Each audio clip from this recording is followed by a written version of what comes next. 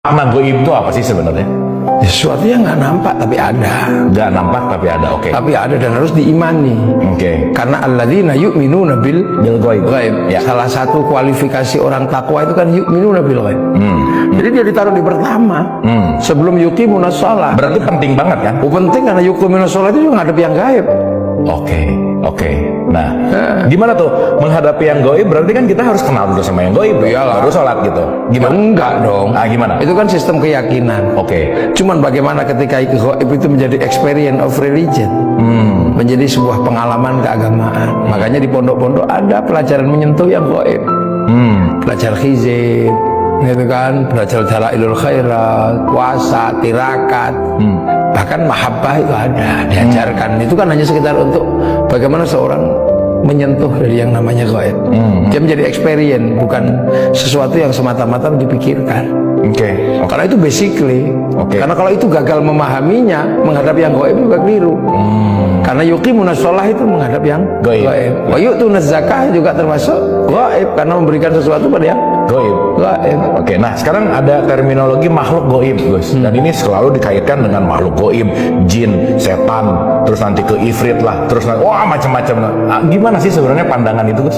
Ya dulu manusia juga gaib. Pada awalnya manusia itu gaib, tapi karena mau menjadi khalifah dikasih jasad. Nah, ketika dikasih jasad terbuat dari tanah. Disitulah kemudian gaib yang satu nggak terima, namanya iblis. Nah, tetap dia bikin gaib karena dia tidak dikasih jasad. Makanya ketika manusia beranak pinak, mereka juga beranak pinak. Gaib, nah, terus menempati galaksi-galaksi di sekitar kita lah. Nah, ada pertemuan-pertemuan sekali, ada persinggungan, itu biasa. Bersinggungan biasa ya. Dan balik lagi kalau kita sebagai manusia mengimani yang gaib tuh gimana, kan kayak gini, Allah disebut gaib gitu, Bos. Terus iblis disebut gaib gitu. Nah, kan gaib ini juga perlu kita pahami gitu. Nah, langkah dasar awal first step gitu untuk kita masuk ke situ gimana ya? Ya percaya gitu aja kok. Iya kan, suruh percaya gitu aja kan nggak susah. Ya udah percaya deh, cukup gitu aja. Qaulun bil lisan aja boleh kok. Yang pertama kan qaulun bil lisan. Iya, betul. Ya kan?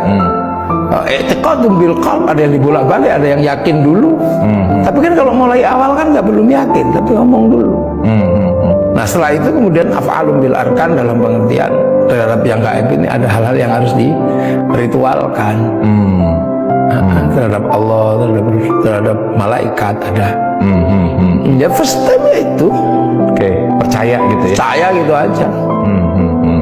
Makanya iman itu ya itu. Nah, pahalanya orang percaya itu kan luar biasa. Gak pernah lihat disuruh percaya gitu kan.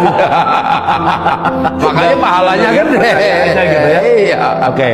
Itu disebut iman. Nah, tapi ada kaitan lagi kalau kita bicara yang maha gaib adalah Allah, tapi di satu sisi juga kita bicara tentang Allah juga wujud gitu, Gus. Jadi kan ada gaib, ada wujud, kok kayak kontradiktif tuh gimana sih? Ya enggak dong. Kan wujud itu kan sampean tahu nggak kentut itu? Wujud kan? Ada bunyinya gitu. Tapi bisa dilihat. Iya, itu ibaratnya hal paling mudah gitu.